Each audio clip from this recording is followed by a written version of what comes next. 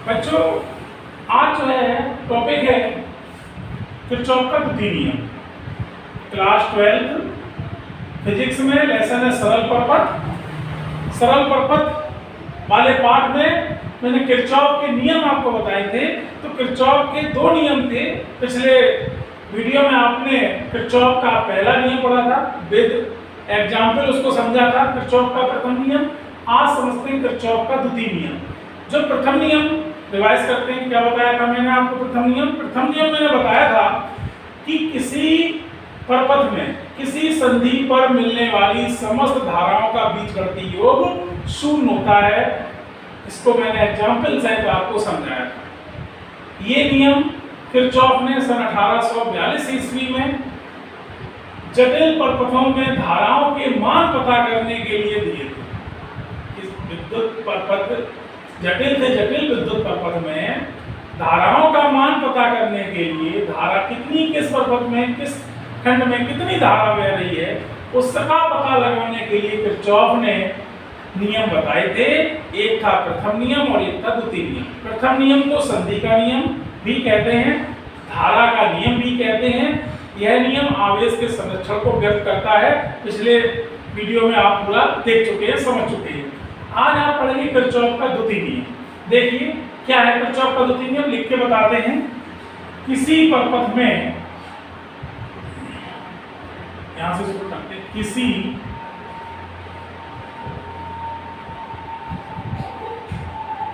परपथ में प्रत्येक बंद पास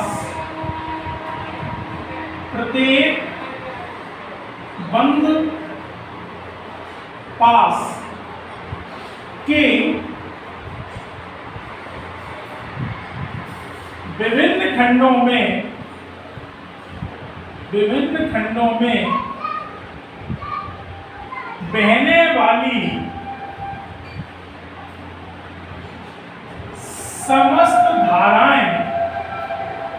बहने वाली समस्त धाराओं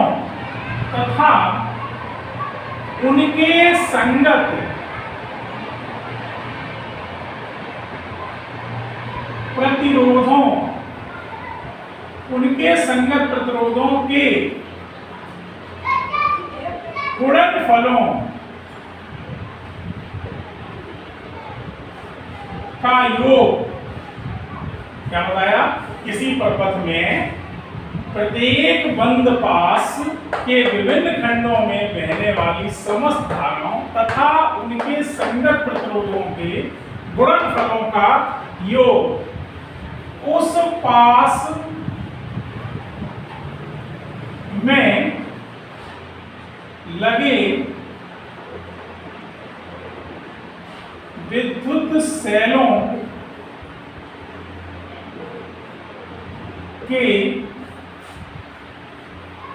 समस्त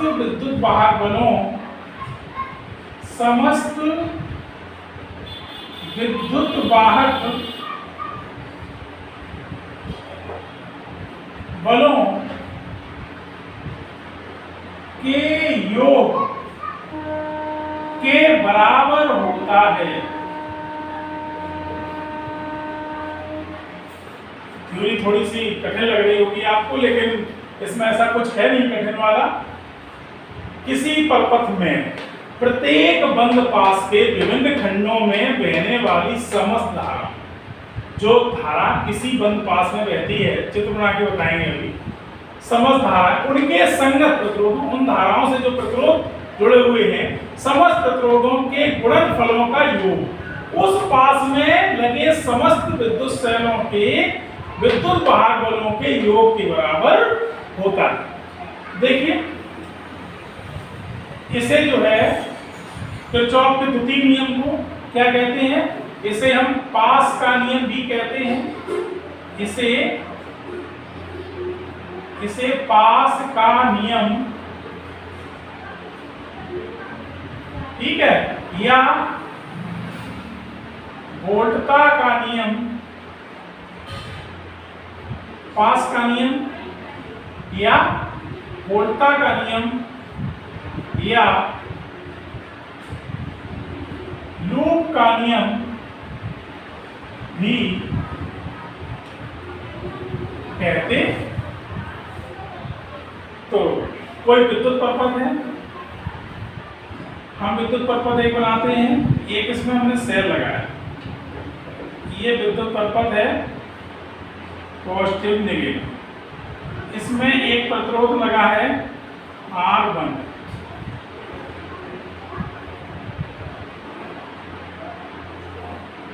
एक सेल इसमें लगा है प्लस माइनस, एक प्रतिरोध इसमें लगा है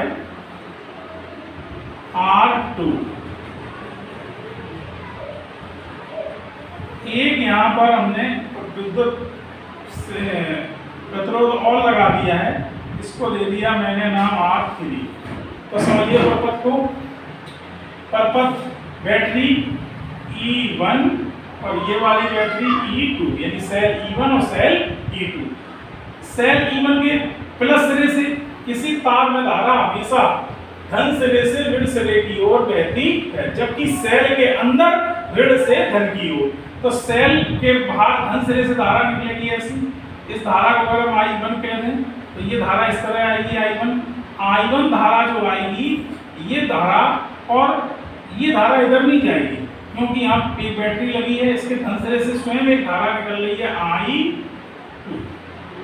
I2 धारा इस संधि पे मिलेगी। यहाँ एक देखो संधि का नियम लग गया, संधि पे आने वाली समस्त धारा का योग I1 प्लस I2, यहाँ धाराएं जुड़ गई, इधर से आई I1 और ये वाली आई I2। तो अब इस तार में आगे जो धारा प्रोवाइड होगी वो होगी I1 प्लस के I1 प्लस I2 धारा इस रेजिस्टेंस को मिलेगी, इस प्रतिरोध को मिलेगी, जबकि इस प्रतिरोध को केवल ये I2 धारा यहाँ से निकल के आई, I1 ये निकल के आई, I1 प्लस I2 धारा आखिरी प्रतिरोध को मिली। और आगे जाकर के देखते हैं ये संधि है, यहाँ पे जो I2 थी वो I2 इसमें चली गई, यानी कि अपने R2 रेजिस्टेंस में, R2 प्रतिरोध में और बैटरी के ऋण सिरे में, और I1 ऊपर चली गई, ये वाली जो I1 प्लस I2 थी उसमें से I2 इधर चली गई और I1 ऊपर चली गई, और ये I1 जो है इस प्रतिरोध में R1 से होकर के बैटरी के ऋण सिरे से, इस तरह से ये परपथ पूरा होता है। मैंने धाराओं की दिशा बताई। अब इस नियम को किस तरह से लिखते हैं, पहले तो मैंने बताया था किसी परपथ में प्रत्येक बंद पास के विभिन्न खंडों में बहने वाली समस्त धाराओं तथा उनके संगत प्रतिरोधों का गुणनफल, समस्त धाराओं जो भी धारा है summation I into R, sigma I into R, धारा और प्रतिरोधों का गुणनफल, ये गुणनफल हो गया। ये बराबर जो है किसके होता है, उस पास में लगे विद्युत सेलों के समस्त विद्युत वाहक बलों के योग के बराबर होता है, सिग्मा E। ये जो है किरचॉफ का द्वितीय नियम, इसे हमने बताया था पास का नियम भी कहते हैं, मूलता का नियम भी कहते हैं, लूप का नियम भी कहते हैं। यह नियम वैद्युत ऊर्जा संरक्षण को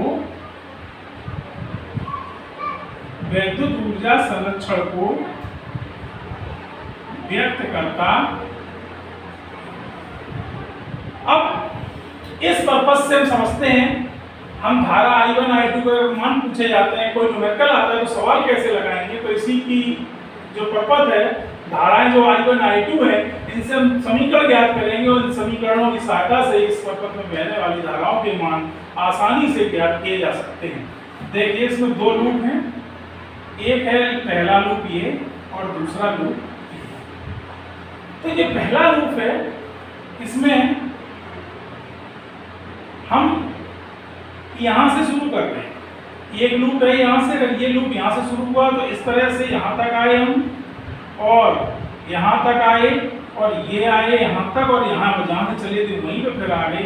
तो ये हमारा ऊपर वाला पूरा हो गया लूप पहला, पास भी कहते से पास ए, बंद पास है ये। दूसरा पास यहाँ से अगर हम शुरू करेंगे तो देखिए इस तरह से होते हुए और यहीं पे हम फिर आ गए, तो ये हमारा नीचे वाला जो है दूसरा पास हो गया। तो अलग अलग पास में किसी परपथ में प्रत्येक बंद पास के विभिन्न खंडों में, तो प्रत्येक बंद पास पहले पास के लिए तो हम लिखेंगे पास एक के लिए, पास एक के लिए। तो पास 1 के लिए क्या होगा, हम यहाँ से शुरू करते हैं, धारा का प्रतिरोध से गुणा, ये तो नियम में लिखा, विभिन्न धाराओं और उनके संगत प्रतिरोधों। पहले पास में धारा कितनी है, I1, इसका प्रतिरोध कितना है, R1, ठीक है। अब यहाँ आए हम, यहाँ हमें बैटरी का ऋण सरा मिला पहले, तो माइनस लगा दिया हमने E1। आगे आए, इधर देखिए, इसी पास में चल रहे ऊपर वाले में धारा हमें मिली I2, धारा I2 मिली, लेकिन ये धारा हमें अपोजिट दिशा में जाती हुई मिलेगी, तो माइनस में लिखेंगे अपोजिट की वजह से I2। इस धारा का प्रतिरोध कितना है, I2 का R2, प्रतिरोध धारा को प्रतिरोध के गुणा से ही लिखा जाएगा। फिर इसके बाद आगे आते हैं, हमें बैटरी का धन सिरा मिलता है, इसे लिख देंगे प्लस के E2, और यहाँ से यहाँ गए, यहाँ पहुँच गई, धारा तो वही थी I1, बराबर क्या हो गया, 0, ये जो है 0। अब इससे हम समीकरण लिखना चाहें तो क्या लिखेंगे, I1 R1 minus I2 R2 बराबर माइनस E1 इधर आ गया, प्लस के E1, और ये वाला है हमारा प्लस के E2, इधर चला गया, साइड बदल गई, E1 ये E2 हो गया माइनस का, इसे हम डाल देंगे इक्वेशन नंबर 1। अब ऐसे ही पास 2 के लिए हम समीकरण ज्ञात करेंगे। पास 2 के लिए देखिए, पास 2 हमारा ये है, यहां से शुरू करते हैं, धारा कितनी है, I2 किस रेजिस्टेंस के लिए है, इसके संगत प्रतिरोध R2। फिर हम इधर आए, बैटरी मिली हमें E2, लेकिन माइनस सिरा पहले मिला, इधर चल रहे हम, तो माइनस में मिला हमें बैटरी का मान E2। आगे आए, अब नीचे आए, धारा कितनी हो गई, I1 प्लस I2, लेकिन ये I1 प्लस I2 धारा किस रेजिस्टेंस से होके जा रही, R3 से, तो प्लस I1 प्लस के I2, और ये धारा कितनी हो गई, R3। और इस तरह से हम ऊपर पहुंचे, यहीं पे फिर आ गए, तो हमारा प्रपथ पूरा हो गया, इसे लिखेंगे 0।